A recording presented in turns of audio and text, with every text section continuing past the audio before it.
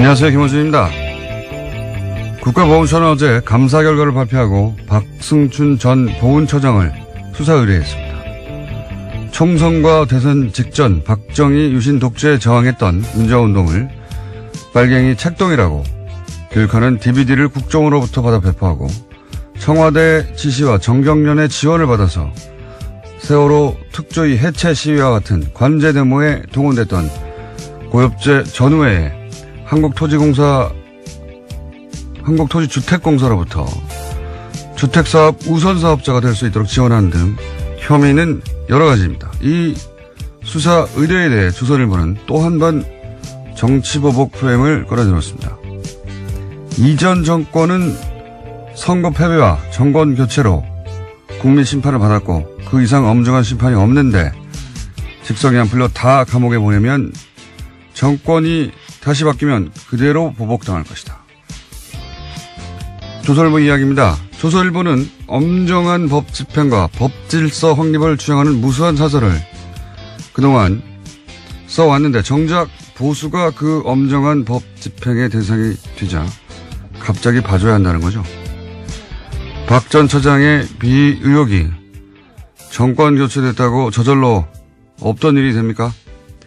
아예 없는 제도 만들어내서 생사람을 간첩으로 만들어냈던 세력이 할 말이 아니죠. 적폐 수사 때마다 빠짐없이 등장해서 정치보복이라고 외치며 정권이 다시 바뀌면 보복당할 거라고 저주하고 협박하는 조선일보. 이게 제가 할 말은 한마디입니다. 시끄럽다. 김원준 생각이었습니다. 자, 또 오늘도 참 다이나믹한 한국이에요. 이슈가 워낙 많죠. 예. 이렇게 매일 하는데도 매일 이렇게 20분 동안 떠도는 뉴스가 나오는지 모르겠습니다. 자, 오늘은 어떤 뉴스가 첫 번째입니까? 네, 어제 국군기무사령부가 국방부 댓글조사 TF를 감청해서 압수수색 계획을 미리 알았다라는 뉴스 전해드린 바가 있는데요. 군 기무사가 이를 인정했습니다. SBS 보도 직후에 이석구 기무사령관이 의혹을 전면 부인한 것과는 전혀 다른 태도인데요. 하지만 기무사 쪽은 수사를 방해할 의도는 아니었다라고 해명하고 있습니다. 그러니까 감청 자체도 합법적인 업무였다라고 주장하고 있는데요. 승인된 회선으로 감청하는 가운데 조사 TF가 별도의 전화를 사용하지 않았기 때문에 자연스럽게 감청이 이뤄졌다라고 주장하고 있습니다. 자연스럽게 감청이 이뤄졌다. 네. 어제는 이제 아무런 문제 없다고 완전 부인했다가 그렇죠. 하루 만에 자세가 바뀌긴 했는데 이제 SBS가 확보한 게 뭔지는 모르겠습니다만 그게 증인인지 물증인지 뭔지는 모르겠습니다만 이렇게 자신 있게 보도했을 때는 뭐가 있겠죠. 믿을 만한 구석이. 그러자 이제 감청을 하긴 했는데 아니 우리가 감청을 하려고 한 게 아니라 그 회선에서 저절로 걸려들었어. 이런 거 아닙니까? 제가 최근에 본 해명 중에 가장 창의적이네요. 저절로 걸러들였을 뿐 우리는 하려고 한 게 아니다 이거죠. 예. 예, 저절로 걸러들었다고 하더라도 어쨌거나 그 내용을 보고했고요. 그 보고한 문서를 삭제했습니다. 그런데 그게 복원돼서 걸린 거거든요. 그러니까 왜 삭제했는지에 대해서는 설명하지 못하고 있는 거죠. 아니 이게 상급기관이 범죄 혐의를 지금 조사하고 있는데 저절로 걸렸다고 하더라도 그걸 보고하거나 거꾸로 이거 이 회사를 닫아야 된다고 보고하거나 혹은 거기에 대해서 그 회선을 이 사실 자체를 사실은 조사 대상에게 알려줘야 되는 거예요. 예. 그런데 그렇죠. 수사 방해가 될 수 있는 상황이니까요. 근데 이제 그거에 대해서 이제 자기들은 압수수색에 대비해서 증거인멸을 시도했다. 예. 하는 정황이 지금 의심되는 것이고, 예. 저는 군 관련 특히나, 예. 군 관련은 군에 이 수사를 맡기면 안 되겠다 하는 생각을 다시 한번 하게 되는 것이 이 국정원 TF 때하고는 또 다른 것이요. 국정원 TF도 비슷한 구조로 했거든요. 예. 위원회 만들어서. 지금 국방부 TF가 하는 거 아닙니까 이게? 예, 그렇죠. 지금 거기서 먼저 하고 있는 겁니다. 네. 근데 기억을 되돌려 보면 국정원 때는 중간중간에 발표하고 중간중간에 수사 의뢰하고 이런 일이 이루어졌었어요. 근데 이제 국방부 TF는 수사 의뢰가 한 건도 없지 않습니까? 네, 오늘 아침 한겨레 신문이 그렇게 보고했는데요. 자체 조사를 통해서 수사 의뢰하거나 관련 자료를 검찰에 보낸 적도 없다라고 합니다. 심지어 검찰의 자료 요청에 대해서 보안 등의 이유로 거절당하는 사례가 많았다라고 합니다. 그리고 제일 제가 어처구니 없는 게 예를 들어 수사관이 가요. 그러면 가장 먼저 하는 게 요즘은 하드를 뜬다고 하죠. 예, 디지털 증거들이 워낙 많아서요. 문서를 다 거기서 하고 하는 게 요즘 누가 손을 씁니까? 예. 하드를 뜨는 이미징 작업을 해야 되는데 아예 이미징을 못하게 하니까 그 옆에 서가지고 거기서 압수수색을 해도 이미지를 뜨는 게 아니라 그 PC에 앉아가지고 검색하고 있어요. 검색. 예, 이렇게 그렇죠. 해서 그 안에 있는 모든 문서 혹은 뭐 이름을 바꿨을 수도 있고요. 또는 파일을 암호화해서 숨겨놨을 수도 있고요. 이게 어떻게 조사가 됩니까? 그 자리에 앉아가지고. 게다가 남의 PC에 앉아가지고 그 남의 PC 구조가 어떻게 되는지도 모르는데 검색을 해서 찾아가라는 거거든요. 말도 안 되는 거예요. 그런 방식의 압수수색밖에 허용하지 않고 있거든요. 상급기관이 왔는데. 그래서 김무사령부도 댓글 활동에 관여했다고 하는 이야기는 한 달 전에 나왔는데 지금까지 조사가 이루어진 게 없어요, 제대로. 네, 압수수색도 겨우 한 달 지나서나 했다고 하는데요. 말씀처럼 이미징, 그러니까 복제도 못하게 해서요. 그런 식으로 현장에서 곤혹스러운 상황이라고 합니다. 그리고 나서 이 국방부 TF 또 군인이거든요. 게다가 이 사람들이. 군인이 가서 군인을 조사하는데 군인들이 거부하는 거예요. 제대로 거부한다기보다 협조를 안 하는 거죠. 이미징도 안 된다고 하고. 국정원 같은 경우는 중앙 서버를 대놓고 지금 조사하고 있는데, 이건 개개인의 PC도 못하게 하니까, 조사가 될 리가 있습니까? 국방부가 제대로? 예. 저는,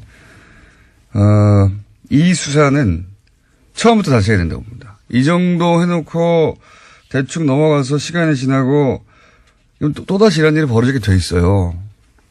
처음부터 다시 해야 된다. 예. 다시 짜가지고. 국방부, TF로 이 일을 제대로 못할 것 같으면 아예 외부에서 들어가서 처음부터 다시 해야 된다고 봅니다. 네. 저는 이 한겨레 특종 굉장히 중요한 특종이라고 봅니다. 군에 관련된 수사는 사실상 제대로 된 게 없다 이거거든요. 예. 그리고 국정원에서 가짜 사무실 만들어서 방해하던 것 이상이죠. 예. 자기들끼리 도청해가지고 자기들끼리. 그렇죠. SBS는 또 그런 내용들을 보도했었는데요. 처음부터 다시 해야 된다. 예. 저는 그렇게 봅니다. 게다가 지금까지 수사 의뢰도 없고요. 예. 이미징도 안 되고. 예. 완전 개판이에요. 수사가. 자, 굉장히 중요한 특종 나왔고, 저희도 앞으로 계속해서 SBS도 추가 못하겠죠. 다음 주는요? 네, 임종석 대통령 비서실장의 아랍에미리트 행과 관련해서 계속해서 여러 가지 보도들이 나오고 있는데요. 오늘 아침에 중앙일보에서 좀 자세한 내용들이 나왔습니다. UAE 왕세자가 날짜를 지정하면서 요청돼서 결정된 일정이다라고 여권 핵심 인사가 밝혔다라는 건데요. 이 인사의 발언을 인용한 보도를 보면요. 특사 파견은 왕세자의 요청에 따른 것으로 방문 날짜도 아랍에미리트 측에서 정해준 일정에 맞추다 보니까 급하게 진행됐다라고 밝히고 있고요. 양국 간의 시급한 관계 개선이 주목적이었다라고 말하고 있습니다. 처음으로 좀 구체적인 여러 가지 설들이 나오다가 이건 이제 양 국가 간의 외교적 차원에서 벌어진 일이기 때문에 그 자리에 참석하지 않은 사람들은 알 수가 없어서 추측 보도만 나오다가 좀 구체적인 내용이 처음으로 나왔네요. 예. 이게 이제 자유한국당에서는 처음부터 임종석 비서실장이 아랍에미레이트로 날아간 직후부터 계속해서 이게 바로 이명박 전 대통령 뒤를 캐려고 하다가 이런 일이 벌어진 게 아니냐, 혹은 뒤를 캐러 간 거 아니냐, 예. 그런 얘기를 끊임없이 주장을 했었죠, 예. 근데 여기 지금까지 나온 보도로 보면, 거꾸로 UAE 측 요구로 갔다. 급하게 일정을 잡아서 갔고, 그리고 주 목적은 양국 간의 시급한 관계 개선이다. 이렇게 나오고 있는데, 이 이상은 이제, 적어도 왕세제를 만나고 왔기 때문에 우리 쪽에서는 대통령 비서실장이 갔고 외교 차원에서 벌어진 일이라 더 이상 청와대에서는 뭐가 안 나올 것 같은데요. 제가 나름대로 또 취재한 바로는 저도 가끔 취재를 합니다. 나름대로 취재한 바로는 이명박 전 대통령 뒤를 캐기 위해서 왕실로 간 거 아니냐. 그러다가 발각돼서 간 거 아니냐. 라는 자유한국당의 주장이 있지 않습니까? 계속 그런 주장을 하고 있습니다. 자유한국당은 처음부터 이 프레임을 잡았어요. 정치보복 프레임이죠, 이것도.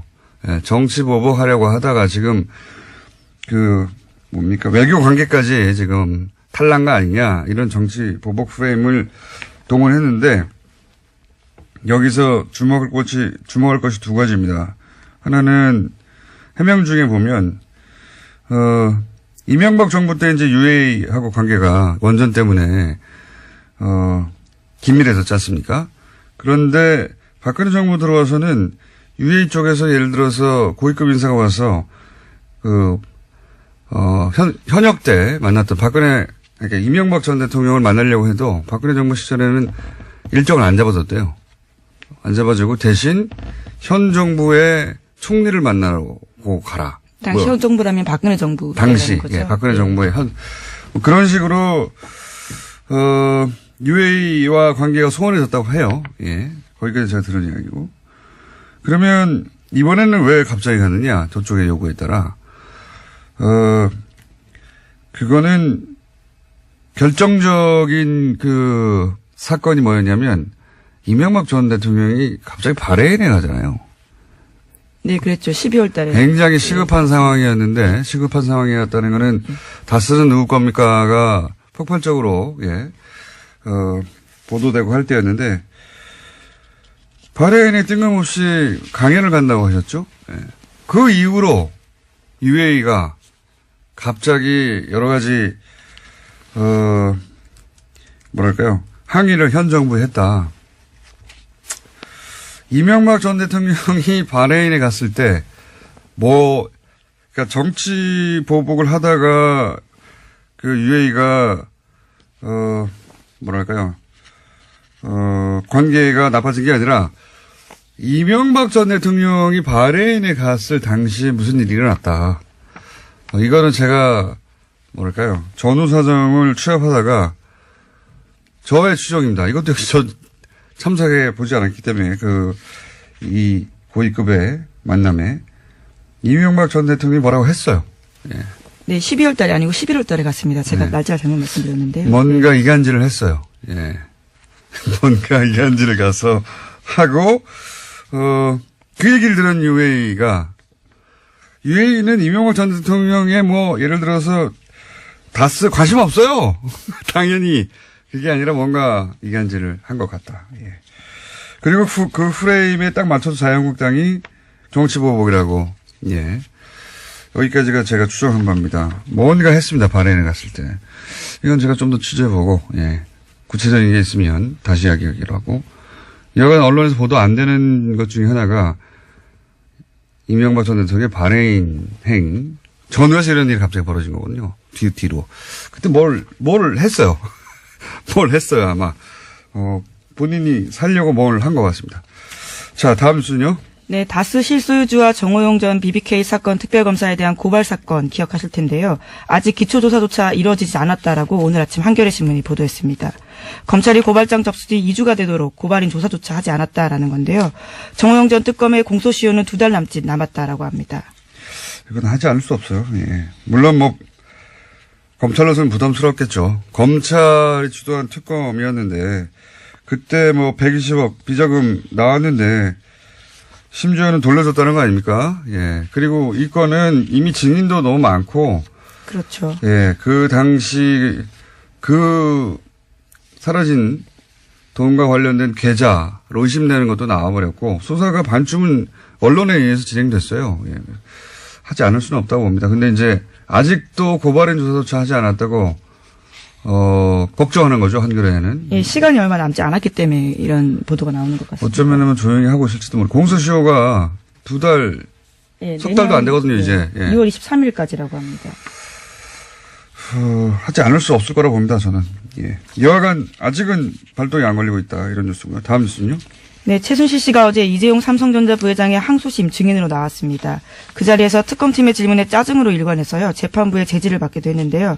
재판부는 최 씨가 특검 질문을 끊고 말을 하면 끝까지 듣고 대답을 해라라는 증언 태도를 질책했습니다. 최 씨가 특검에게 오히려 질문을 할 때에는 오늘은 특검 질문에 증인이 대답하러 나온 자리다라면서 언성을 높이기도 했습니다.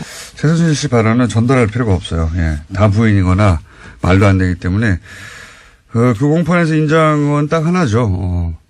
왜냐하면 통화 내역이 있기 때문에. 네, 박근혜 전 대통령과 통화한 내용이요. 네. 근데 이제 거기 보면 2개월치밖에 거기는 없는데 어제 제출된 것은 거기 보면 2개월 동안 문자를 한 번도 하지 않고 오로지 통화만 260번 가까이 했습니다. 260번 가까이. 그러니까 이게 이제 날짜로 나눠보면 하루에 4번 이상 했단 말이죠. 4번 이상 했는데 생각해보면 사람이 깨있고 활동하는 시간이 한 12시간 주로, 보다 보면 3시간마다 한 번씩 전화한 거예요. 하루. 매일매일, 주말도 없이. 이게 친해서 할 수 있는 통화의 주기가 아니거든요. 이건 단순히 친한 게 아니고 매일매일 어떤 업무가 있었던 겁니다.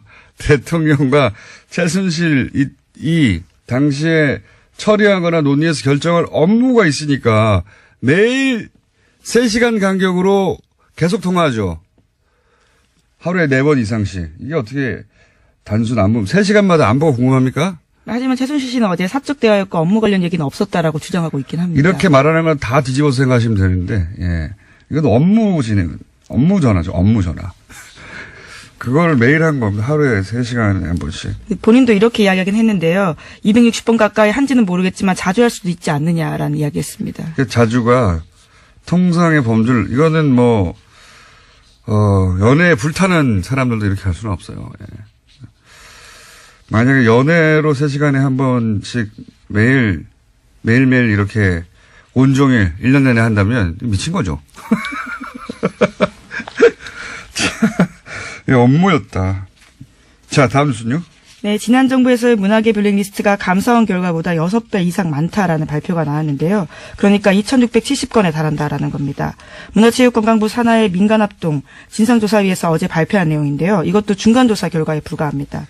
여기에는 새로운 작품들이 또 들어가 있는데요. 최승호 MBC 사장의 다큐멘터리 자백, 장강명 작가의 소설 한국이 싫어서 등이 포함됐습니다. 이게 이제 국정원 아이오 정보관이 와서 요구했다는 거 아닙니까? 예를 들면 영화 같은 경우는 영화진흥위 와가지고. 예. 네, 구체적인 진술도 있습니다. 국정원 비판한 내용이 있기 때문에 가장 큰 문제가 된다. 이렇게 이야기했다고 합니다. 그런데 이것도 역시 진상조사위 외부에서 만들어진 위원회가 감사원 결과보다 더 많이 밝혀내고 있거든요. 국방부도 마찬가지입니다. 예. 국방부 무슨 용관의 통뼈입니까? 다 대한민국 내부에 있는 감시를 받아야 되는 군이라고 해서 다 빠져나가고 하면 안 되는 거, 절대 안 되는 거죠. 그래서 숨어서 그런 것만 조직 만든 거잖아요.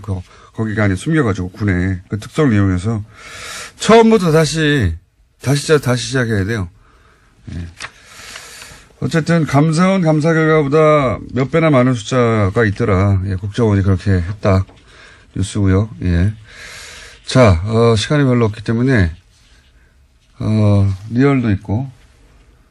자. 네, 제목만 말씀드릴까요? 제목만 해도 우리가 제목만 말하고 끝나진 않잖아요. 네. 잘 골라서 예. 하나 두 개 정도 얘기해 주세요. 네, 삼성 이건희 회장의 차명 계좌에 대해 과세해야 한다는 정부의 자문기구 결정이 나왔는데요. 삼성 특검 수사에서 드러난 차명 계좌 양만 4조가 넘습니다. 이에 대해서 처음으로요, 정부가 이것을 과세해야 된다라고 밝힌 겁니다. 이것도 위원회예요. 그렇죠.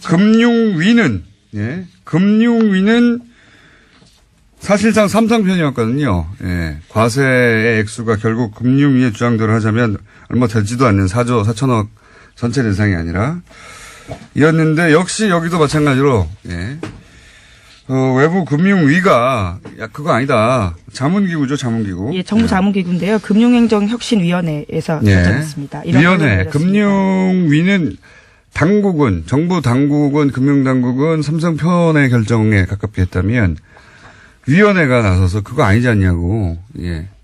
국방부 다시 해야 된다니까 이런 식으로. 예. 그래서 삼성에 대해서 제대로 과세하라는 위원회 결정이 권고사항이 나왔고요. 예.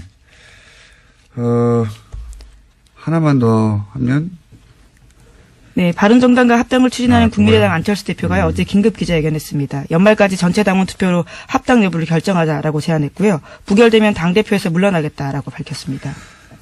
그렇군요. 이건 저희가 이제 2부, 3부 연속으로 인터뷰가 있기 때문에 구체적인 내용은 뭐 각자 찬성파와 반대파 얘기를 들어보면 될 것 같은데, 근데 이제 이 보도를 하면서 이 합당 시도죠, 사실은. 예. 이 통합은 원래 같이 있다가 헤어졌다가 다시 만날 때 그런 표현을 쓰는 게 적합한 것 같고, 이건 서로 완전히 다른 당이 합당하는 거죠. 그러니까 합당 시도라고 보는데, 저는 이 합당 시도의 성격 규정을 안 해줘서 저 나름대로 성격 규정을 해보자면, 성격 규정이 제일 중요한 것 같은데, 이거는 보수 재편이죠, 보수 재편. 보수를 재편하고자 하는 큰 프로젝트의 첫 부분이 실행되고 있다. 저는 그렇게 성격 규정하는데, 왜냐하면 국민 발은 각각 39석, 11석 합치자, 그런 당대당 합당 시도, 그런 계획이라면 이렇게 안 하죠. 왜냐하면 보통 합당은 몸집 부풀리기거든요. 예. 근데 11석, 39석이 지금같이 진행돼서는 그대로 유지되기 어렵단 말이죠. 오히려 거꾸로 당이 쪼그라들 수도 있어요. 합당을 해놓고 원래 당보다 숫자가 줄어들면 합당할 이유가 없잖아요. 그러니까 이건 당대당 합당의 차원에서 보면 안 되고, 그렇게 해서 그리고 있는 목적하는 뭐가 뭐냐. 보수 재편이라고 하는 큰 프로젝트의 일환인데, 여기서 이제 중요한 건 안철수 대표 혼자서 그런 큰 프로젝트를 다 할 수 있느냐? 없거든요. 당연히. 사실은 그런 큰 프로젝트에 포함될 사람, 저쪽에서도 유사한 그림을 그리는 사람들이 있고, 그 이해하고 안철수 대표 이해가 맞아떨어진 거다. 정치가 혼자 되는 게 아니기 때문에. 그런 관점에서 이 시도를 봐야 한다. 뭐, 정치에서 만나고 헤어지는 건 다반사인데, 이 만남과 헤어짐의 성격은 그렇게 보수 재편이라고 하는 프로젝트에 안철수 대표와 또 저쪽에서 그런 시도를 하는 사람들이 있겠죠. 이해가 맞아떨어진 것이다. 그리고 이 합당 시도를 그래서 어떤 프레임으로 보수가 보도하느냐를 보면, 뭐랄까요. 이 합당 시도의 성격 규정을 다시 한번 할 수 있어요. 원래 프레임이라는 게 단어 선택부터 시작되는 거거든요. 서민행보 홍보업이라고 하면 딱 프레임이 잡히는 거잖아요. 근데 이 합당 시도를 대단히 여러 가지 단어로 보도할 수 있습니다. 예를 들어서 무리수, 강행, 또는 파국, 뭐 이렇게 보도할 수도 있고요. 지금 대부분은 정면 돌파, 승무수 이렇게 보도하거든요. 예. 사실은 단어 선택부터 안철수, 보수 매체들이 특히 안철수 대표의 선택을 긍정적으로, 긍정적인 언어로 보도하죠. 예. 얼마든지 정반대로 보도할 수 있습니다. 문재인 대통령이 야당 반대하는 인사를 임면할 때 대통령 임명권임에도 불구하고 어떻게 보도했습니까? 강행이라고 보도하죠. 정면 돌파라고 보도하는 언론 찾아보세요. 없어요. 강행이라고 했지. 여기 강행의 뉘앙스는 부정적이거든요. 이 시도도 그렇게 부정적으로 보도할 수도 있는데 정면 승부 아니에요, 지금. 의원총회도 안 나가잖아요. 정면 승부 아닌데 그 자체가 프레임이에요. 옳다 그러다가 아니라 어떻게 각 진영의 이해가 반영되느냐 하는 관점에서 보면, 예, 이 시도의, 밑그림, 진짜 성격 같은 걸 규정할 수 있는데 저는 그래서 보수 재편의 시도다, 재편의 시도다. 그렇게 성격 규정하는 게 맞다. 라고 저는 봅니다. 여기까지 하겠습니다. 네. 지금까지 시사인 김은지였습니다. 감사합니다. 네, 바로 목요일은 항상 준비된 리얼미터. 자, 리얼미터 권순정 조사분석실장 나오셨습니다. 안녕하십니까. 안녕하십니까.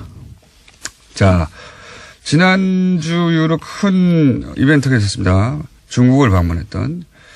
이 중국을, 일단 제가 이거 말씀하시기 전에 중국 방문 직전부터 방중 기간 동안, 보수 모체 중심의 이제 폭탄, 보도가 있어요. 이례적인 부정적인 보도가 집중되어 있었습니다. 대통령, 여론조사 기관에 계시니까 잘 아시겠지만 대통령 순방은 무조건 긍정적인 효과를 냅니다. 네. 예. 뭐 자연스럽잖아요. 국내 시끄러운 정치 현안을 떠나가지고 네. 해외에 가가지고 좋은 그림 막 나오고 대통령끼리 만나고 밥 맛있는 거 먹는 네. 것 같고. 그래서 거의 요번에 엇나간 게 네. 거의 제가 기억하기로는 요번에 거의 처음이 아닌가. 제가 알기로도 어제도 한번 말씀드린 것 같은데 대통령 순방이 거꾸로 부정적인 영향 여론에 낸 것은 제가 기억하기로는 처음이에요. 근데 이제 그게 그래서 제가 계속 악의적이라고 했는데 순방 첫날부터 계속해서 부정적인 보도만 쏟아냈거든요. 보수 매체에서 혼밥 이거 시작해가지고 엄청난 숫자의 부정적인 보도, 홀대, 혼밥을 네. 보수 매체가 정말 폭포수 같이 쏟아냈어요. 선전적인 단어 뽑기가 상당히 많이 나온 것 같습니다. 실제 그래서 이제 저는 방중 기간 동안은 뭐가 뭔지 모르는 채 아마 일반인들이 이 혼밥과 홀대 보도를 엄청나게 흠뻑 젖었죠. 예. 종편도 말할 것도 없고요. 그래서 이제 지지율이 실제 타격을 입었죠. 네, 실제 타격이 입었습니다. 최근 3주 동안에 조금씩 하락을 해서 73%에서 지난주에는 68.6%로 떨어졌습니다. 예. 근데 이제 이게 시간이 지나고 좀 여유를 갖고 그 보도를 되돌아보고 사실관계를 유권자들 시민들이 확인해보고 그러면서 이게 다시 상승할 거라고 전 예상했었거든요. 어떻습니까? 네, 소개해드리겠습니다. 이번 주에는 금방 말씀드린 것처럼 최근 3주 동안 하락세가 멈추고 지난주에 지지율을 유지했습니다. 0.1%포인트 상승했고요. 68.7%입니다. 부정평가는 0.3%포인트 하락해서 25.4%입니다. 오히려 하락했군요. 이제 예, 다시. 예. 그 일간으로 보면 월요일에 67.7%로 지난주 금요일에 많이 떨어졌지만 지난주 금요일에 비해서는 소폭 상승한 그 수치이고요. 화요일에는 69.1% 그리고 수요일에는 68.1%로 살짝 떨어졌습니다. 그러니까 이제 그 소위 방중 관련한 부정적인 보도가 폭포수처럼 쏟아지면서 떨어졌다가 다시 오히려 방중이 끝나고 나서 중국 방문 성과에 대해서 조금씩 올라가고 있다. 예, 언론 보도 경향을 보면 지난주 주말을 경과하고 월요일까지 조금씩 방중 성과에 대한 내용들이 보도량이 조금씩 늘어났고요. 그리고 야당과 언론 일부의 이제 그 중국 방문에 대한 부정적인 보도에 대한 이 자체가 공정한지 공정하지 않은지 논란도 월요일에 많이 SNS를 통해서 돌았습니다. 그런 보도는 저희밖에 안 했어요. 집중적으로. 예. 이거 홀대론 자체가 거짓말인 것 같다. 혹은 제대로 보도하지 않은 것이다. 악의적인 프레임이다라는 보도는 집중적으로 한 것은 저희밖에 없긴 한데, 여하간, 이제 하강 곡선을 부리다가 방중 기간 동안 오히려 이제 방중이 끝난 다음에 조금씩 다시 회복되고 있다. 이런 얘기네요. 네, 그렇습니다. 그 화요일에는 이제 평창 동계올림픽 홍보 행사에 거의 하루 정도를 다 빼서 트레인 원이라든지 MBC, 미국 MBC 인터뷰 보도라든지 이에 대한 이와 관련된 보도가 상당히 많이 확대되었었고요. 또 어제는 조금 떨어졌는데 오늘 이제 조간에서도 일부 조간 사설에도 일부 나왔던데 평창 올림픽 기간에 한미 연합훈련의 연기 검토한다는 네. 소식이 나왔었죠. 이런 뉴스는 항상 노년층에서 싫어하죠. 보수층에서. 한미연합훈련을 평창 올림픽 때문에도 연기하자고 해도 무조건 싫어하는 경향이 좀 있습니다. 근데 전 한편으로 지금까지 현 정부는 2번 정도의 이 보수 진영 매체에 폭탄을 맞았거든요. 한 번은 이제 북핵, 그리고 이번엔 방중, 예.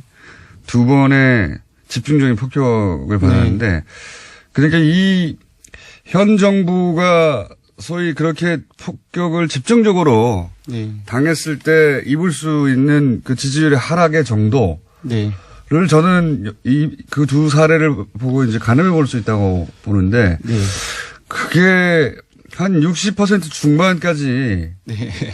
에서 저지가 돼요, 보면. 네, 맞습니다. 지난 9월 3일 그 북핵 이후에 계속 떨어져서 한 67%까지가 최저치로 떨어졌거든요. 예. 그리고 요번에도 떨어진 것이 지난주에 68.6%인데 사실상 상당히 많이 지금까지 하락한 최저선이 한 60%대 중후반대, 중반이라기 하기는 좀 그렇고 중후반대가 아닌가 싶고요. 굉장히 어떤 의미에서 놀랍기도 합니다. 저지선이. 예, 왜냐하면은 지지층의 저지선. 지난 정부 박근혜 대통령 국정수행 지지율 최고치가 주간 집계로 67.0%입니다. 그쪽 최고치하고 이쪽 최저치하고. 예, 차이는 있지만 그래도 전반적으로 그 최저치하고 지금까지의 최저치보다 이전 정부의 최고치보다 높다는 것은 조금 생각해 볼 부분이 있는 것 같습니다. 지지층을 굉장히 단단하게 결속한다. 왜냐하면은 이런 일이 있으면 다시 또 지지층 결집을 해요. 네. 이탈도 하지만. 네네. 예, 지지층 결집도가. 그러니까 이번 주 같은 경우는 여전히 이제 대구 경북이나 60대 이상 그리고 안보 문제에 조금 더 강경한 경향을 보이고 있죠. 진보적인 성향을 가지고 있다 할지라도 20대에도 빠졌고. 예. 하지만 이제 세부 분석을 해 보니까 문 대통령의 그 핵심 지지층은 민주당 지지층이나 19대 대선에서 그 문재인 대통령을 찍었던 사람들이거든요. 이쪽에서의 지지율은 거의 변동이 없거나 그리고 이번 주 민주당 지지층에서는 오히려 소폭 올랐습니다. 그래서 뭐 역결집을 보이고 있다라고는 분석하기는 조금 힘들지만 이러한 어떤 부정적인 보도가 확대되는 과정 속에서도 핵심 지지층은 거의 변화가 없다라고 볼 수 있을 것 같습니다. 이게 이제 보수층에서 그러니까 보수 세력에서 이제 공략하기 굉장히 어려운 포인트가 이런 거죠. 그렇습니다. 예. 그러니까 분명히 폭탄을 쓸 수 있는 걸 다 썼는데 예, 더 이상 하락하지 않는 거. 왜냐하면 핵심 지지층의 전체적인 어떤 규모가 상당히 이제 넓다는 거죠. 그렇기 때문에 전체 지지율도 이런 상황에서도 많이 빠지지 않는 것 같습니다. 자, 정당 지지율은 수치만 간단하게 짚고요. 매번 뭐 0점 몇 이런 수준이기 때문에. 예, 정당 지지율은 원내 주요 정당, 그러니까 4당이 정의당을 제외하고 일제히 하락세를 보였습니다. 수치를 알려드리면 민주당은 0.8%포인트 하락해서 51.1%이고요. 한국당은 지난 3주 동안에 조금씩 올랐는데 이번엔 0.2%포인트 하락해서 18.5%입니다. 정의당은 이제 계속 최하위를 하다가 이번에는 상당폭 올랐다고 볼 수 있을 것 같습니다. 왜냐 지지율이 워낙 낮았기 때문에 2.1%포인트 상승해서 6%를 기록했습니다. 바른정당은 0.7%포인트 하락했고 5.1%입니다. 2주째 내림세를 보이고 있고요. 국민의당은 호남에서 7.5%를 기록했습니다.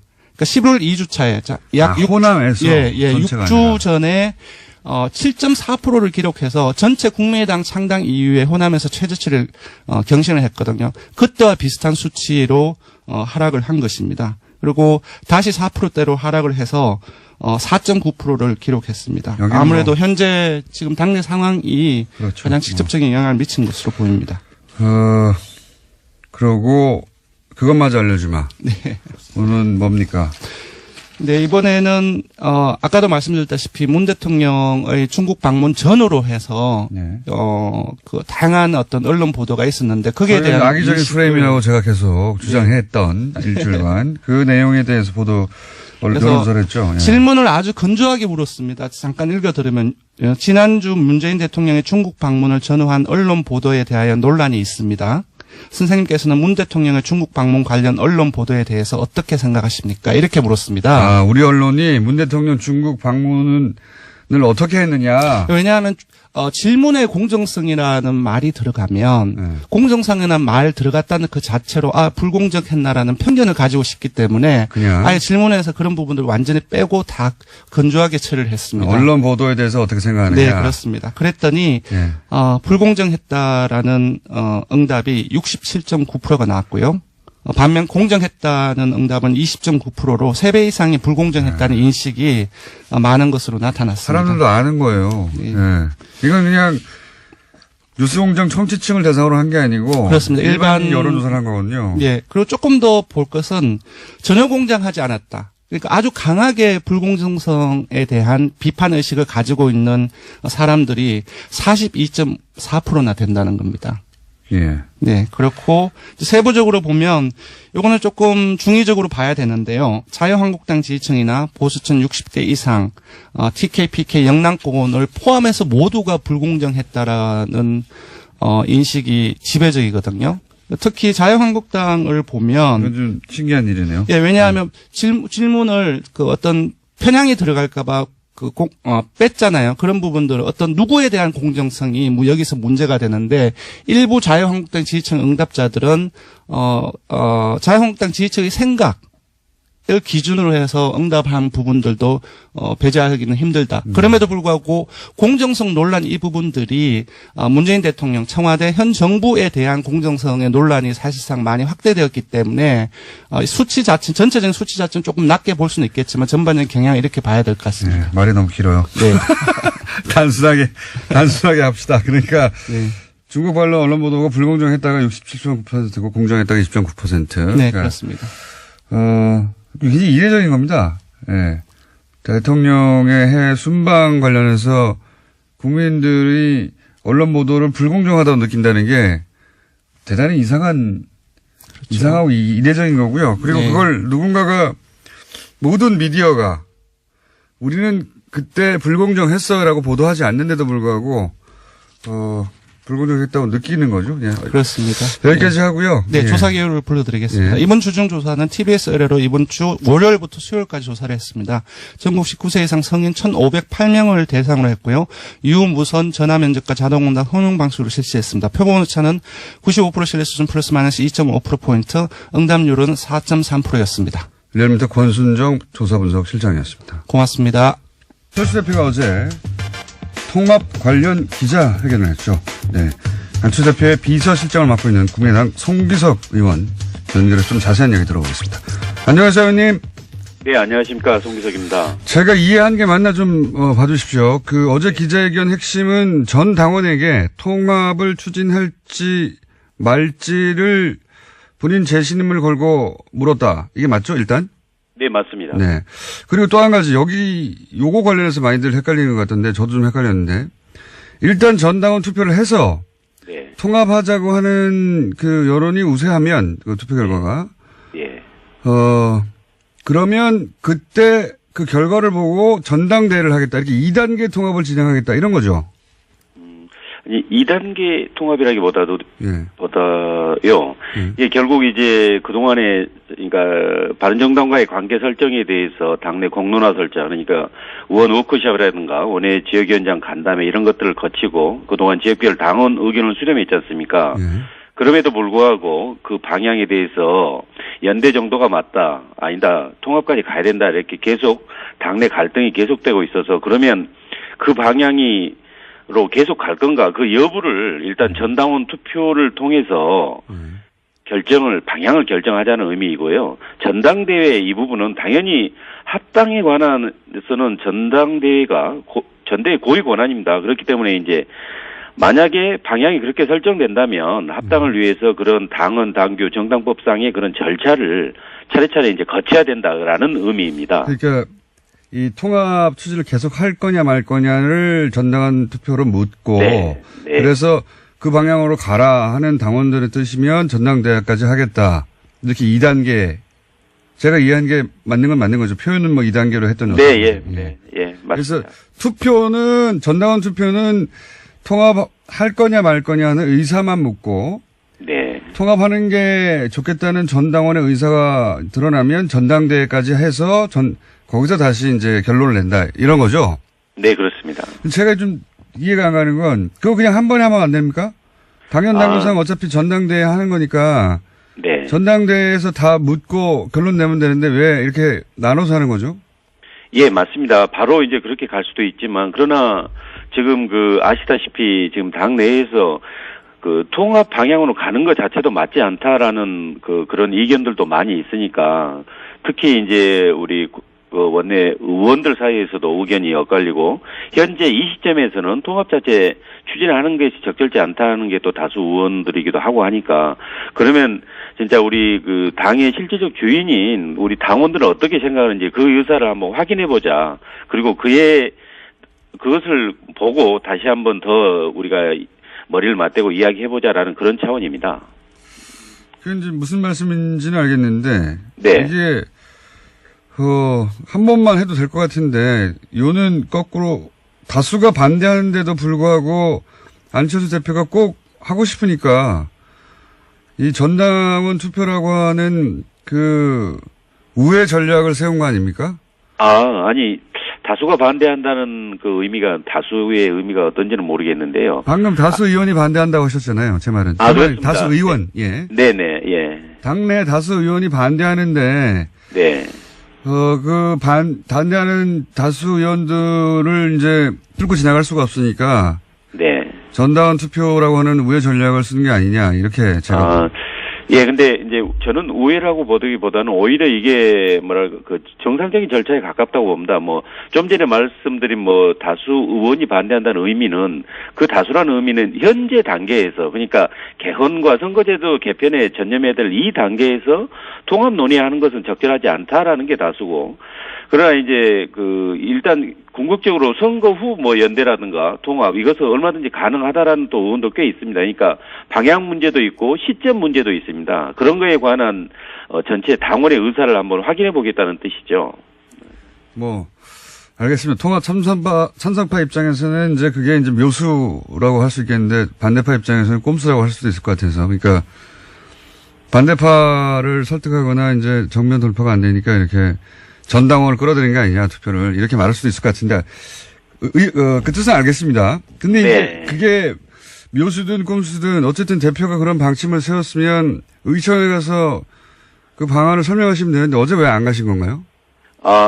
어제 같은 경우는 사실은 이제 약간 한 가지 오해가 있는데, 이게 이제 의총이 결정되니까 그 전에 그 방향에 대해서 전당원 투표를 통해서 한번 확인해 보겠다라고 기자회견을 한 거 아니냐. 그런데 사실은 제가 알기로는 이렇게 지역별 당원 의견 수렴 절차까지 다 마쳤기 때문에 원래 그때 어제 오전 정도로 예정돼 있었던 걸로 압니다. 다만 그제 이제 의원총회가 중도파 의원들 몇 분이 요구를 해서 갑자기 결정된 거고요.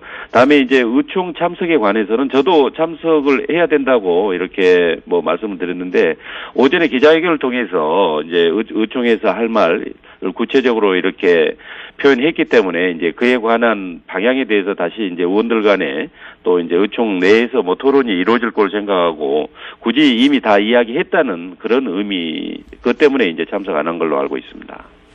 예, 그런 해명은 알겠는데, 이제 당의 운명을 결정하는 절차에 관해서 기자회견을 하고 의총에는 참석하지 않으면 소속 의원들이 화가 나는 건 당연하지 않습니까? 그것까지는 이해가시죠? 네, 일정 부분 저도 동의합니다. 그러니까 왜 안 오셨는지, 그건 안철수 대표 본인만 아시겠지만, 근데 이제 어제 기자회견에서 이런 표현도 나왔어요. 구태 정치, 기득권 정치 끝내야 한다. 네.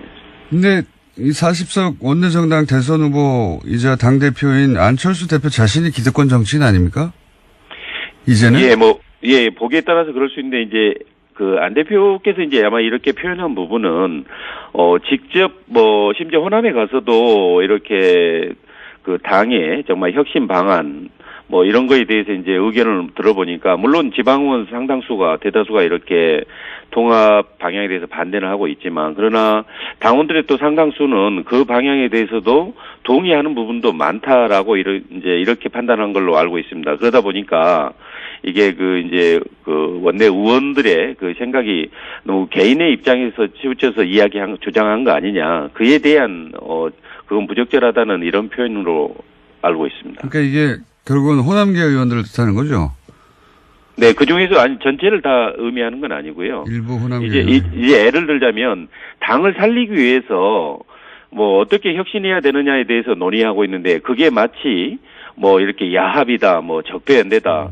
과거 3당 합당처럼 YS에 그런 거 아니다고 이야기했음에도 불구하고 그쪽으로 가는 거다. 또는 호남을 기반으로 해서 전국 정당화하는 것을 호남 버리기다. 이렇게 개념 규정을 지으니까 그건 아니다. 그런 표현은 적절하지 않다는 것에 대한 지적입니다. 그러니까 통합에 반대하는 사람들이 말하자면 구태 정치고 기득권 정치인가요?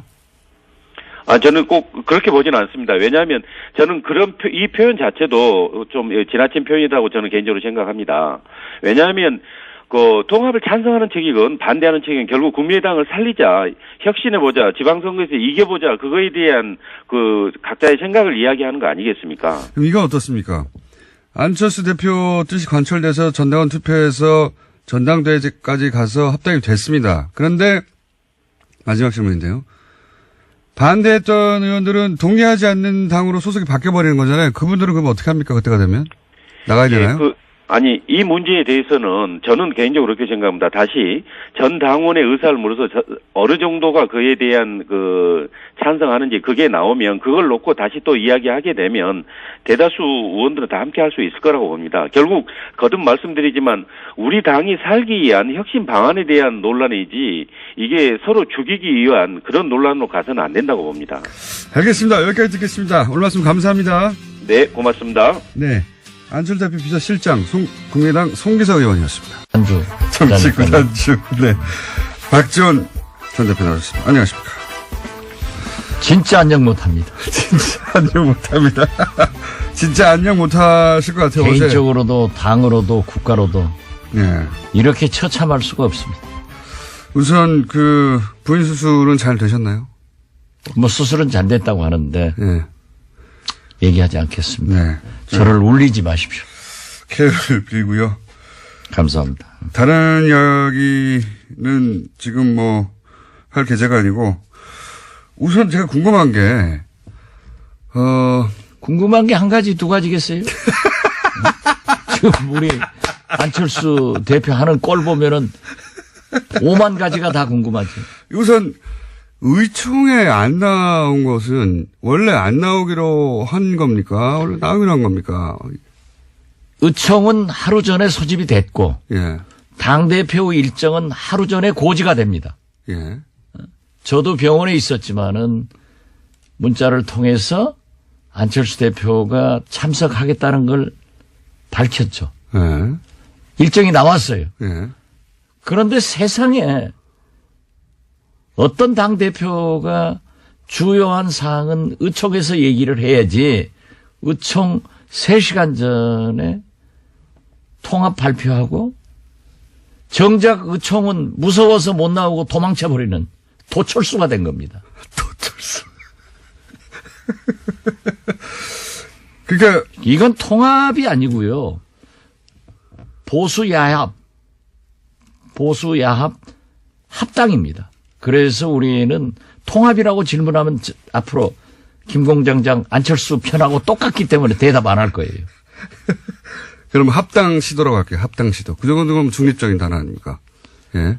합당 시도. 저도 원래 통합은 김청수가 언제 중립적이지는 않죠. 아니 근데 안철수 미워하고 우리 국민의당 망하기 바라는 것은 뭐 잘 알고 있는데 망하기를 바라진 않아요. 지금 이 망할 조짐은 당내에서 만들어진 그런데 거지. 예. 바라지 않는다고 하지만 지금 망해 가고 있잖아요. 그러니까요. 제가 딱 지금 아주 기분이 제일 좋은 김청수일 거예요. 제 얼굴 표정이 그렇습니까? 아주 너무 행복해 보이네요.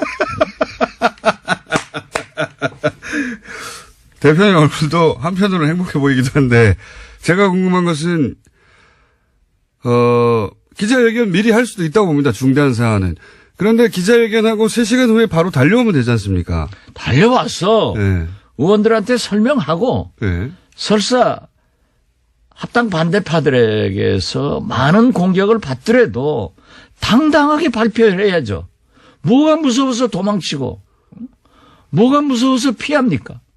그렇게 해가지고 앞으로 무슨 대통령 돼서 어려운 일 있으면 도망쳐버리고 이런 거 해가지고 대통령감이 되겠어요? 화가 단단히 나신 것 같은데 거기 모였던 의원들도 그런 분위기였죠. 당연히 그렇죠.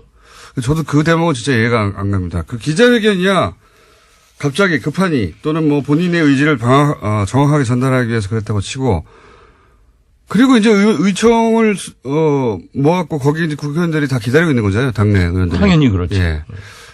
기자회견을 했던 뭐 의도나 배경이나 이런 걸 설명하면 되는데 온다고 했다가 안 온 거죠. 갑자기. 도망쳤다니까요. 도망쳤다니까요. 아니 현장을 기피하는 그런 지도자가 어디 있습니까?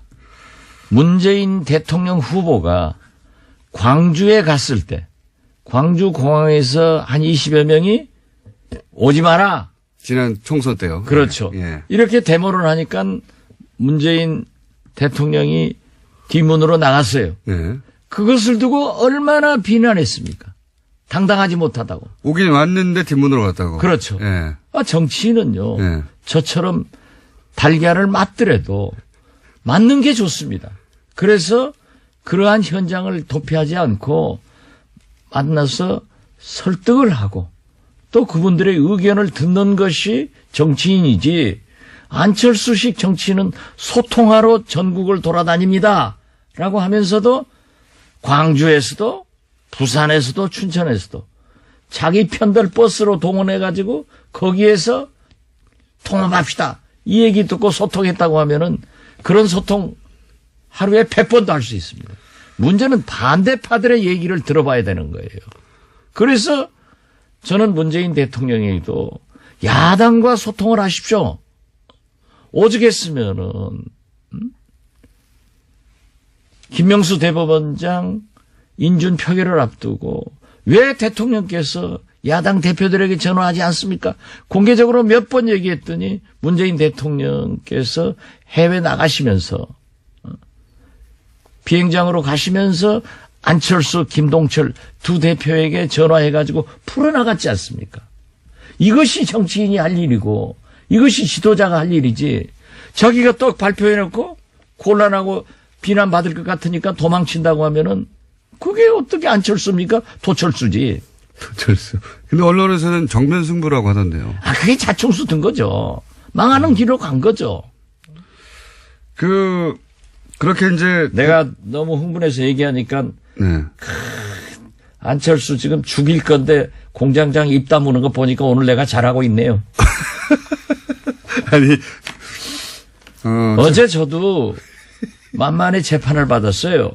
그래가지고 그러셨죠. 빨리 네. 병원으로 가야 되는데 네. 전화가 왔어요. 지금 의원총회 중인데 굉장히 시급하죠. 한 사람이 부족해서 의결이 못 되고 있다. 네. 그래서 제가 안 나가려다가 이건 아니다. 네. 내가 병원에서 울고 있어서 되겠느냐. 당을 위해서 내가 정치를 하는 놈. 그래 어제 처음 갔어요.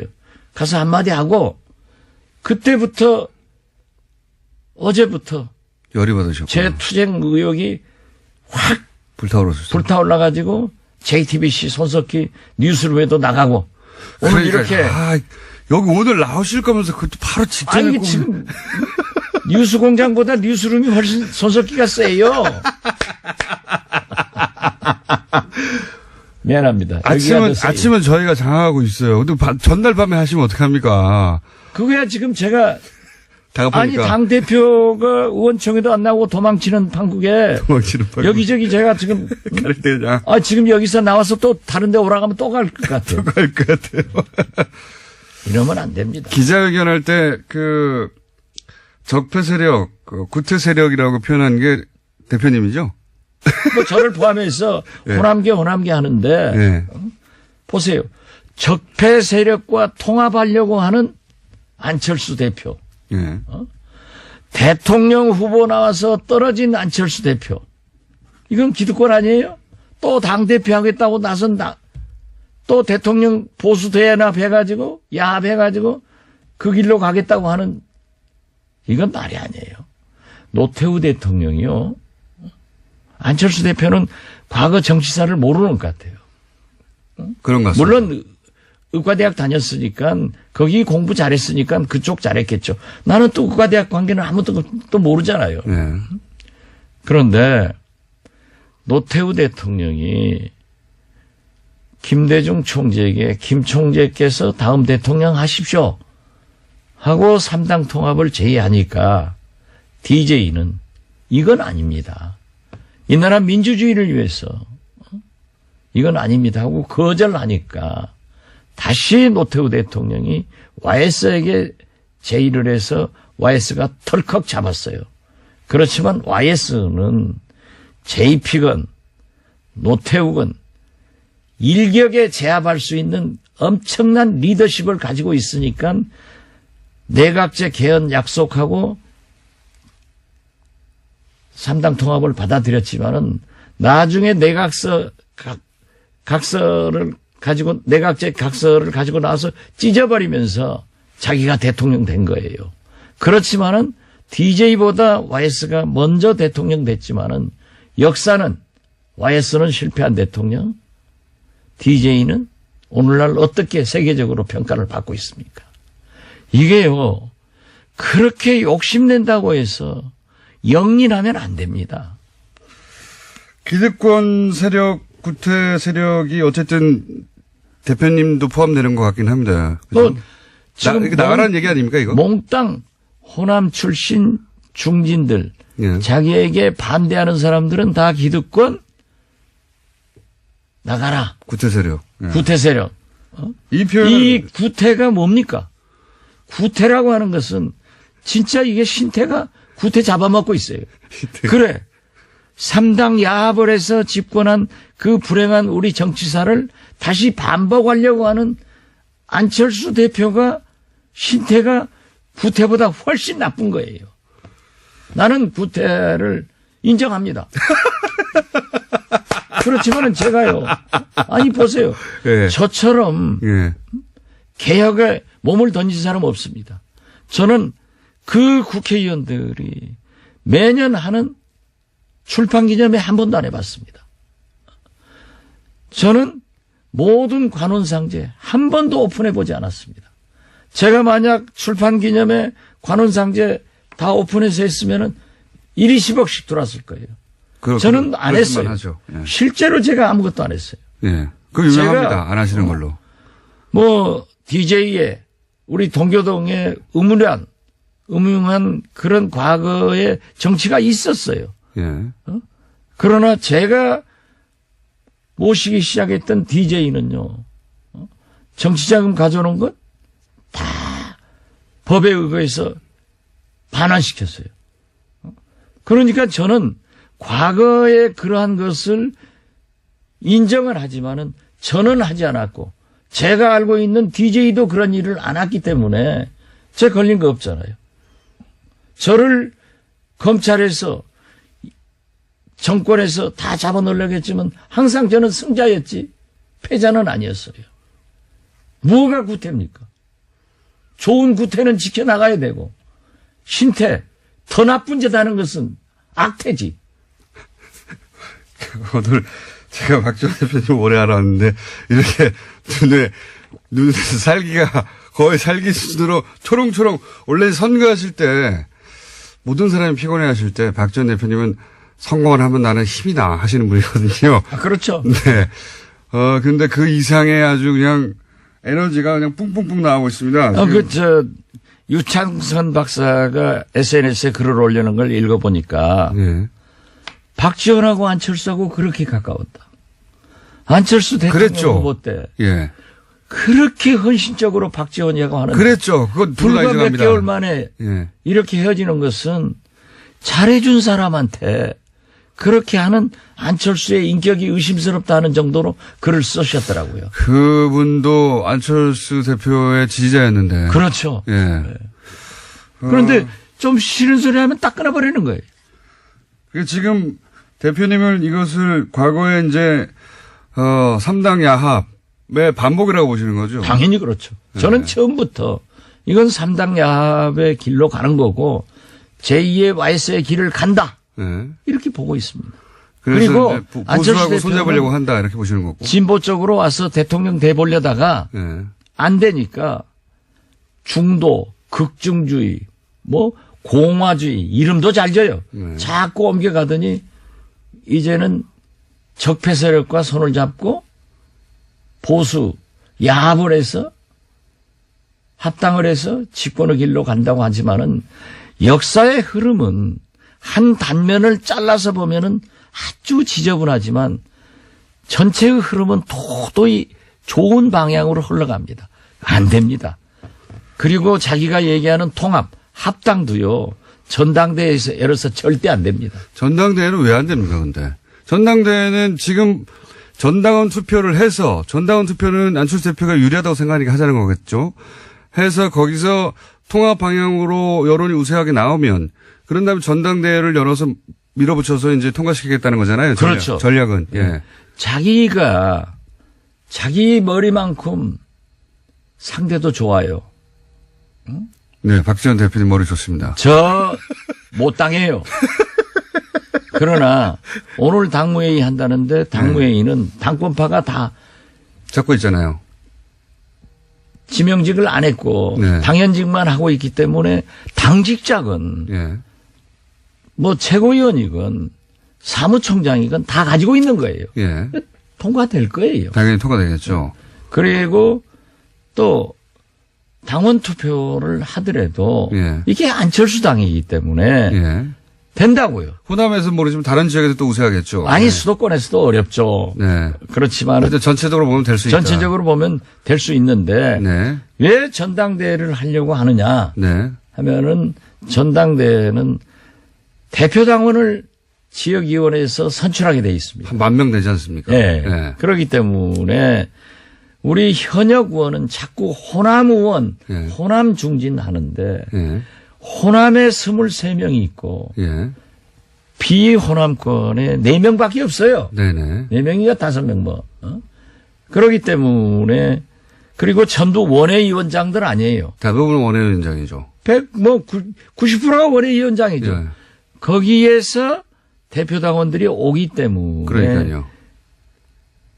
될 수 있다. 이게 이렇게 하지만은 한마디로 말해서 호남 지역은 불리하지만 다른 원외위원장들은 대표당원을 그쪽에서 뽑으니까 틀림없이 그쪽에서는 통합하라고 하는 사람들을 많이 뽑아서 보낼 또 테니까. 호남에도 예. 20% 지지 세력이 그러니까요. 있죠. 그래서 합쳐서 안철수 당이니까. 그러나 그 전당대회를 소집하는 절차 예. 그리고 진행 예. 이런 것에서 그렇게 용이하게 안 됩니다. 저는 전당대회는 절대 열 수가 없다. 그렇게 보십니까? 그렇게 보면은 안철수 대표는 공중으로 날아갑니다. 전당대회는 대표님이 아시는 절차나 실제 진행 방식이나 혹은 뭐 그 인원의 규모나 여러 가지 사정상 전당대회까지 가는 것조차 어렵다 이렇게 보시는 거죠? 그렇습니다. 예. 정치를 많이 하시는 분이니까 눈에 이렇게 아니, 훤히, 그리고 훤히 보입니까 이게? 안철수 대표가 예. 그렇게 보수 대야합 합당하고 싶으면 나가서 해야죠. 왜 나무집에서 알라갑니까? 아니 스님이 절이 싫으면 절이 떠납니까? 스님이 떠나셔야지. DJ도 예. YS하고 있을 때 싫으니까 나와서 창당했잖아요. 예.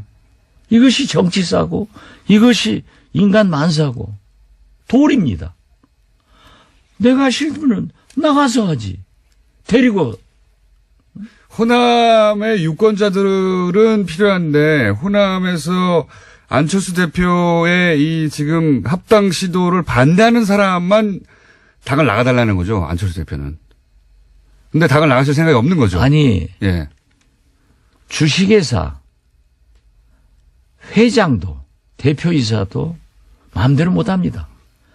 주주의 승인을 받아야 돼요. 예. 이게 주식회사가 아니에요. 장사꾼이 하는 게 아니에요. 안랩이 아니에요. 이게 무슨 CEO도 주면 못해요. 그러면은 이 정도의 지능을 가지고 이건 말이 아니에요. 오늘 많은 단어가 새로 나옵니다. 그리고 DJ를 말할 자격이 없어요. 안철수는. 이거 없습니까? 어제도 얘기했던데요. 김대중 안철수 선수는. 대표가 마치 DJ를 이어가는 것 같은데 예. DJ는 보수 야합 합당을 거부했습니다. 이걸 3당 당시에 3당 합당과 같은 선상에서 보시니까 그걸 거부했던 김대중을 어떻게 거론하느냐? 그렇죠. 그리고 햇볕 정책으로 한반도 평화를 유지하고 전쟁을 억제하자는 정책을 썼습니다.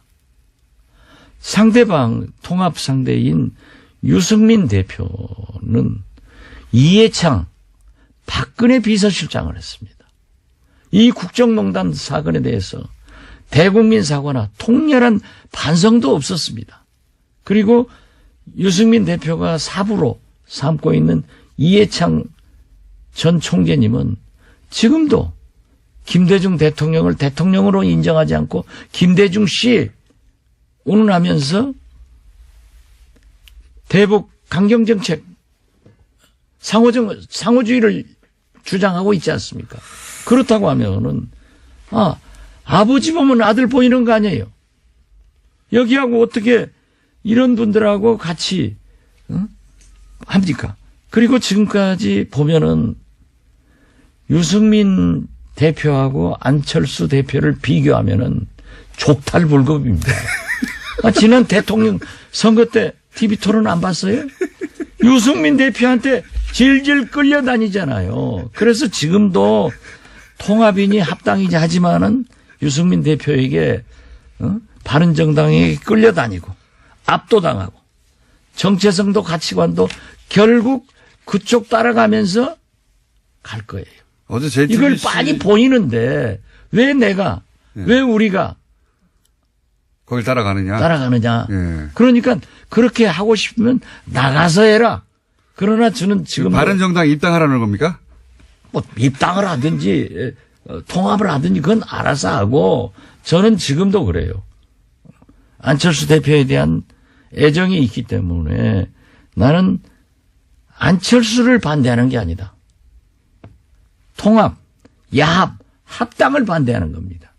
이제는 안철수 대표도 반대하시는 것 같은데, 이제는. 이제 쌓여갑니다. 실제로 어제 JTBC 여론조사가 하나, 어제 보도됐던데, 합당을 하고 나서 당 지지율이 올라간다는 수치도 있지만, 그 합당했을 때 당대표가 누가 더 어울리냐는 유승민 대표가 더 맞다고 하는 수치가 훨씬 높더라고요. 그게 국민 생각이라니까요. 제가 오늘 얘기한 게 아니고 네. 그 족탈불급이라는 것도 오래전에 얘기했어요. 족탈불급. 그건 안 되는 거예요. 그리고 보세요. 안철수 대표하고요. 네. 딱 보면은 정치를 1년 이상 함께한 사람이 하나도 없어요. 안철수 대표가. 안철수 대표는 그건 천재적 소질이 있는 것 같아. 새 사람 만나서 쓰고 헤어지고. 그러니까 브레인이 없는 거예요. 자기 혼자. 물론 뭐 젊은 사람들 몇이 있겠지만은 이건 아닙니다. 전 브레인은 따로 있는 걸로 알고 있는데. 예, 그 브레인 말씀 아니더라고요. 자, 그런데도 불구하고 지금 여기까지 온 안철수 대표도 뒤로 물러설 수는 없습니다. 절대. 이제는 물러설 수 있는 라인을 넘어가고. 그게 지금 예. 공장장은 늘 예. 안철수를 미워하면서 생각해 주는 척 하는데 그게 망하게 유도하고 있는 거예요. 공장장 그 작전을 내가 빤히 알아요. 그런 짓 하면 안 돼. 공장장도 지도자라고 하는 것은요. 예. 추진하다가 뭐가 잘못됐으면은 과감하게 시정하고 돌아오는 리더십이 더 큰 지도자인 겁니다. 아니, 그러길 바라시겠지만, 대표님도 아시잖아요. 제가 미워하는 게 아니고 안철수 대표는 돌아올 수 있는 선을 넘어가서 못 돌아옵니다, 이제. 그러니까 계속 가야 되는 거잖아요. 그건 공장장 희망사항이고 제가 볼 때는 대표님 희망사항 아니에요? 돌아온다는 통합이고 게? 합당이고 안 되기 때문에 네. 저는 안철수를 반대하는 게 아니라 이게 그러면 안 돼요. 분열하면 안 돼요. 이 적은 집구석에서 분열해가지고 누구 쫓아는 거예요. 그러니까 안철수 대표가 포기하고 돌아오라는 건데 포기 안 하고 계속해서 전당대회를 어렵다고 하셨지만 마침내 전당대회가 됐어요. 전당대회가 돼서 거기서 이제 실제 개표를 해보니까 합당하라라고 나왔어요. 그럼 어떻게 합니까? 아니 예. 콰이강의 다리를 며칠 몇 시 몇 분 몇 초에 폭파하겠다고 발표하고 폭파해요? 제 말은 시기는 아니어도 폭발을 하겠다. 아니, 그런 걸 우리는 지난번에도 한번 얘기했던데 이 대화는. 이건 갑자기. 아니에요. 데자뷰네요. 예. 네, 그런 것은 얘기하는 게 아니에요. 예. 그리고 어쨌든 일단은 지금 전당대회 보십시오. 저지. 우리 국민들은 예. 통합이 좋나? 누구하고 통합해라. 거기 지지합니다. 분열한다. 절대 지지 안 합니다. 단어 자체가 그렇습니다. 통합이라는 단어 자체가. 통합과 분열에 예. 하도 우리 정치사의 반복이 그렇기 때문에 그럼 합당이라고 바꾸시죠, 단어를. 아니 그래서 예. 보수야합 합당으로 정리를 했다니까요. 어제부터. 어제부터는. 그렇기 예. 때문에 그 질문도 앞으로 통합이라고 질문하면은 합당이라고 물어볼게요, 그러면. 물어보는데 나쁘다 이거죠. 그래서 이건 안 됩니다. 될 수가 보세요. 없다. 네. 될 것 같은데요, 저는. 거기까지는. 그건 뭐 항상 공장장의 희망사항이겠죠. 전당원 투표는 무조건 하는 거 아닙니까? 문재인 대통령한테 그런 게 있으면 절대 안 됩니다. 이렇게 얘기하겠죠. 전당원 몸 빠니까. 뭐 불리하시면 그런데- 항상 그렇게 넘어오시려고. 아니, 그런데 요즘 보면은 예. 몸빠. 예. 요즘 또 안빠가 아주 기승을 부립니다. 대표님이 대표적인 안빠였죠. 내가 안빠의 대표였는데 예. 요즘은 아주 안빠 공격이 기승을 부리고요. 대표님 공격합니까, 이제? 그래서 나는 세계적으로 미국은 특빠, 예. 일본은 아빠, 얘 몸빠. 그런데 그렇게 예. 좀 스트롱 파워를 가진 강한 힘을 가지고 많은 숫자가 잘하면은 안빠도 훌륭한데 그거 몇 사람 되지도 않는 게 돌아다니면서 말이지 달걀이나 던지고 또 자기들이 저한테 전화해요. 뭐 선처해달라 문자 보내고 하면서 그랬더니 또 박지원이가 말이야 자기 우리 모금하자 이런 구상 유치한 이 안빠는 안 돼.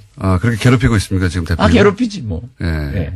계란도 던졌다가 전화도 했다가 문자도 보냈다가 SNS도 왔다가. 그런다고 눈 하나 깜짝할 박지원이 아니에요. 저는 댓글을 안 봐요. 눈 하나 깜짝 안 하시는 건 제가 잘 알고 있습니다.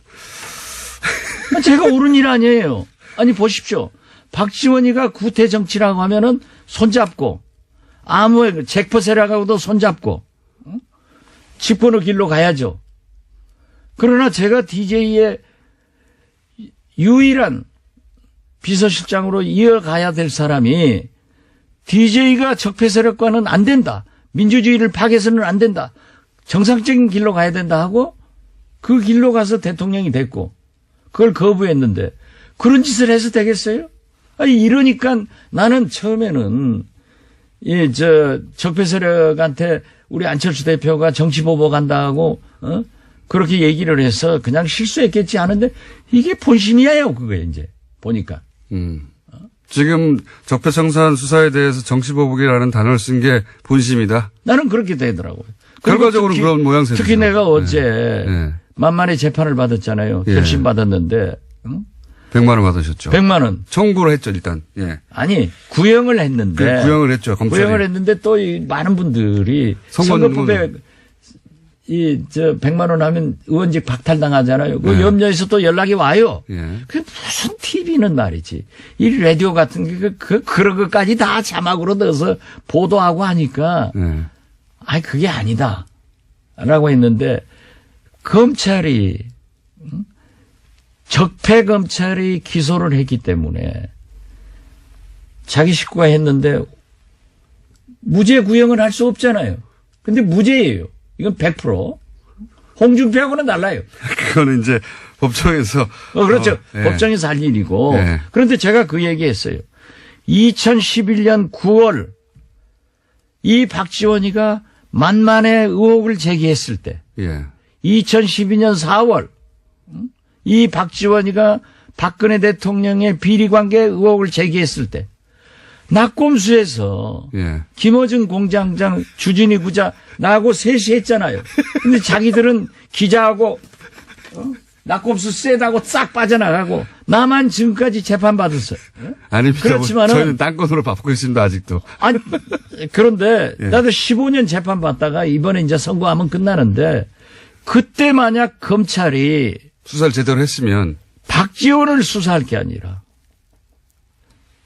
만만에 박근혜를 수사했으면은 이러한 국가 대불행이 없었다. 국정농단 사건이 없었다. 그래서 지금의 검찰처럼 적폐청산에 주력하지 않고 정치보복 수사를 했기 때문에 이 검찰은 과거 검찰은 국정농단의 공범이다 내가 그랬다니까요. 알겠습니다. 그런 세상인데 이런 사람들하고 손을 잡고 그런 사람들하고 잡아서 집권을 생각한다고 하면은 그것이 구태지. 응? 오래 살아서 좋은 짓 하면은 그것이 구태예요? 오래 살았어.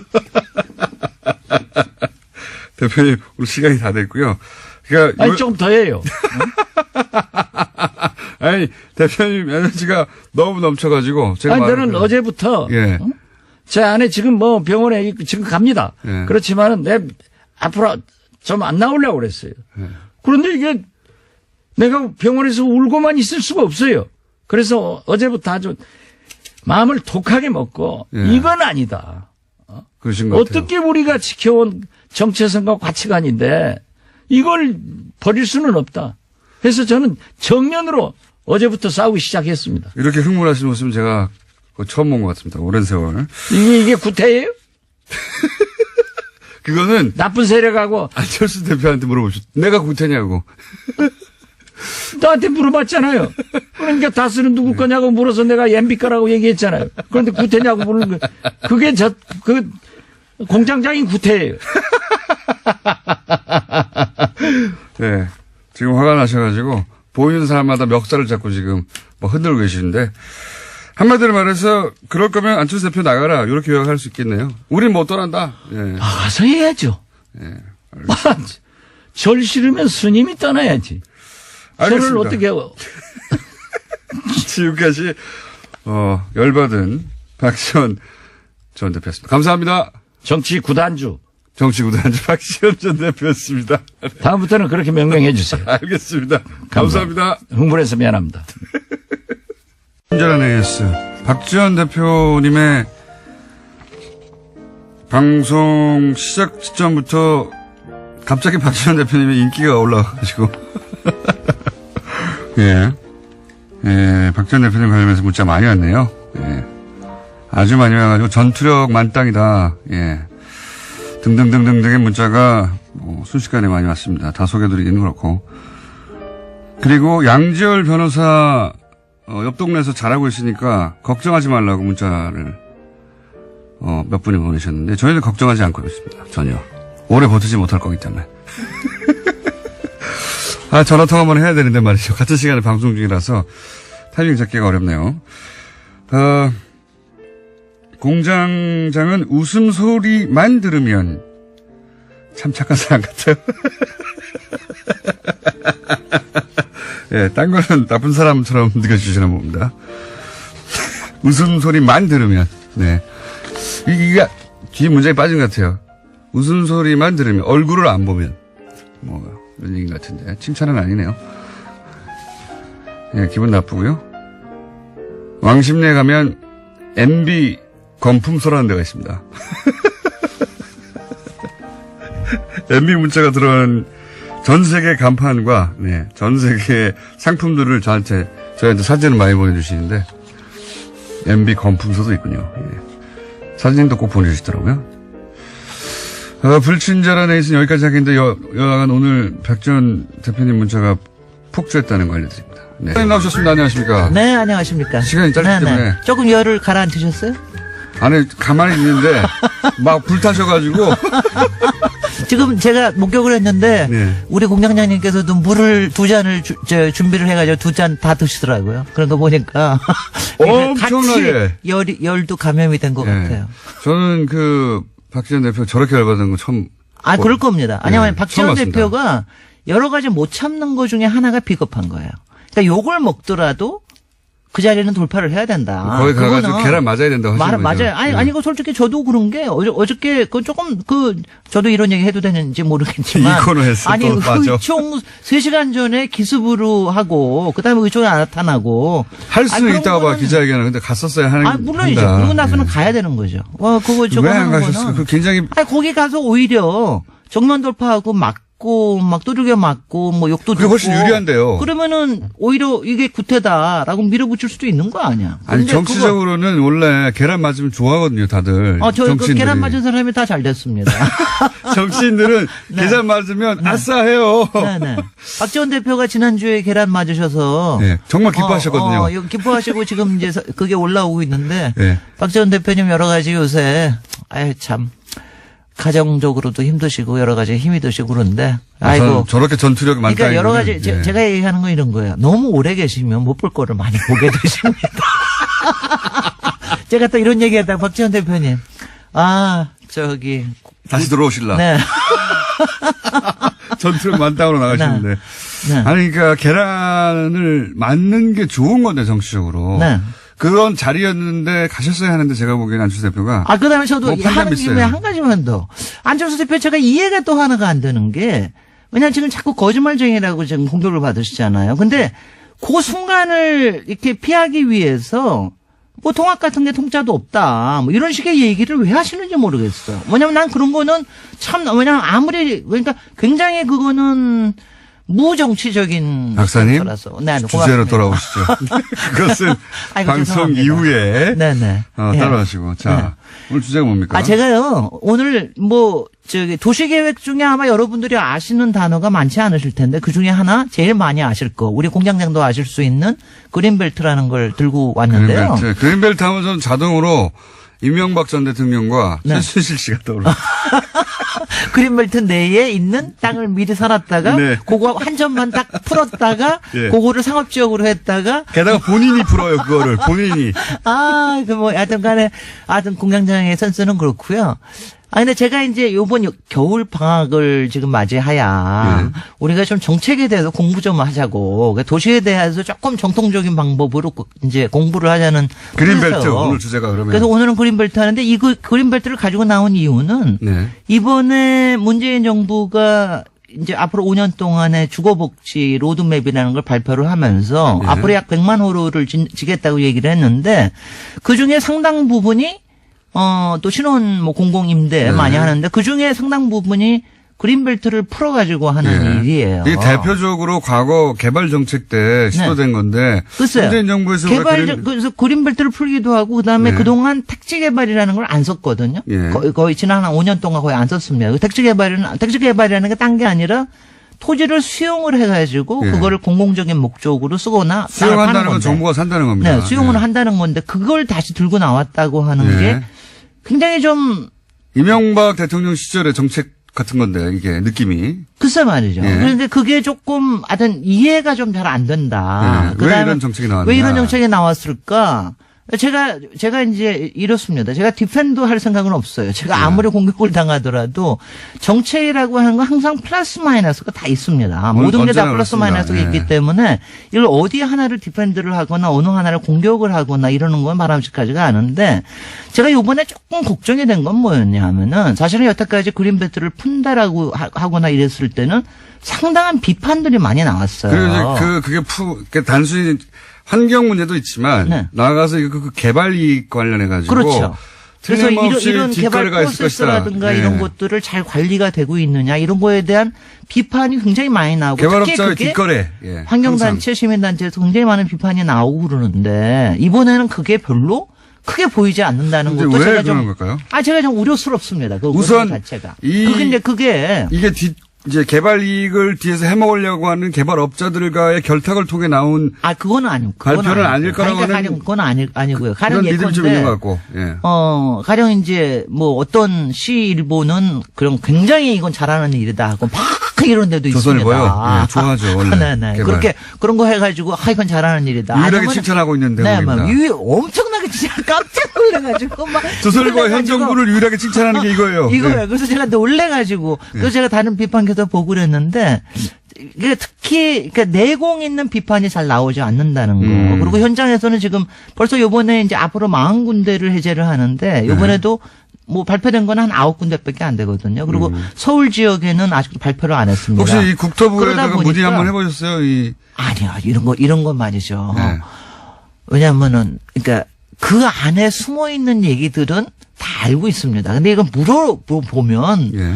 아주 굉장히 힘이 듭니다. 왜냐하면 이게 서로 다 아는 거 아니냐. 뭐 이런 식의. 숨어 있는 얘기를 해주세요. 그러면. 아니 근데 숨어 있는 얘기를 하기가 네. 제가 숨어 있는 얘기를 오늘 다 하기보다 오늘 뭐 시간도 얼마 안 남았으니까 이게 굉장히 신기하네요. 제가 그린벨트는 다음 주에 한 번 더 할게요. 예. 그린벨트라는 걸 누가 만드는 건 아시죠?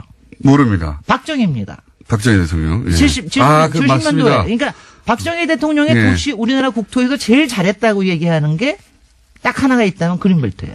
딱 하나는 그린벨- 아니고 몇 가지 있어요. 몇 네. 가지는 있습니다. 근데 근데 그 중에 그린벨트도 하나, 잘했다. 아니, 그린벨트는 굉장히 잘했다고 칭찬을 받는 거예요. 예. 근데 그거를 갖다 그래서 거의 성전처럼 여기 와서 그린벨트는 보호해야 된다. 물론 네. 한쪽에 풀기도 했지만 이거를 푸는 사람이 누굽니까? 여러 사람이 풀었죠. 여러 사람이 풀었지만 네. 한 25년, 거의 30년 만에 푸른 사람이 김대중 대통령. 네, 맞아요. 김대중 정부에서 그린벨트를 완전히 거의 너무 오래 묶여서 한 14개 도시의 주변에 있던 거를 절반을 완전히 없애버렸어요. 그건 네. 나머지 대도시권에만 남겨놨는데 이게 굉장한 아이러니예요. 제가 맞습니다. 보면은 이게 보면은 그러니까 이게 보면은 개발 지상주의자라고 비판받는 박정희 대통령이 그걸 묻고 예. 그리고 진보적인 대통령이라고 평가받는 김대중 대통령이 그걸 풀고 그리고 굉장히 네. 환경에 대해서 많이 공감을 갖고 있는 사람이 네. 그걸 풀고 이게 이제 굉장히 그럼 여기에 무슨 역학이 있어서 그런가? 거기에는 네. 항상 들어가 있는 게 이제 주택입니다. 그러니까 주택. 특히 공공주택. 그걸 공공주택. 여기다가 어떻게 하냐? 공공주택을 저기를 하는 취지에서 그린벨트를 이제 해제를 하는. 근데 이런 게 그리고 실제 그린벨트를 해제한 거 보면 노무현 정부 때 굉장히 많이 풀었습니다. 그러니까요. 공공주택 이명박 역시. 정부는 조금 덜 풀었고. 도시로 들어왔죠. 그리고 오히려 박근혜 때는 거의 뉴타운. 안 풀었어요. 신기하죠. 굉장히 신기한 일입니다. 요것이 어떻게 된 일인지 설명을 다음 시간에 하셔야 네, 되겠습니다. 이런 재밌습니다. 이 역학 네, 거꾸로일 것 같은데 네, 네. 왜 이런 일이 벌어졌는가. 네, 네. 그냥 자, 이제 안녕. 아이고 이거 무슨 뭐 이렇게 선수를 쓰다니. 오늘도 선수를 안녕. 아직도 김진애 박사였습니다. 하기도 전에 미리 안녕부터. 도시건축가 김진애 박사님이었습니다. 안녕하셨어요?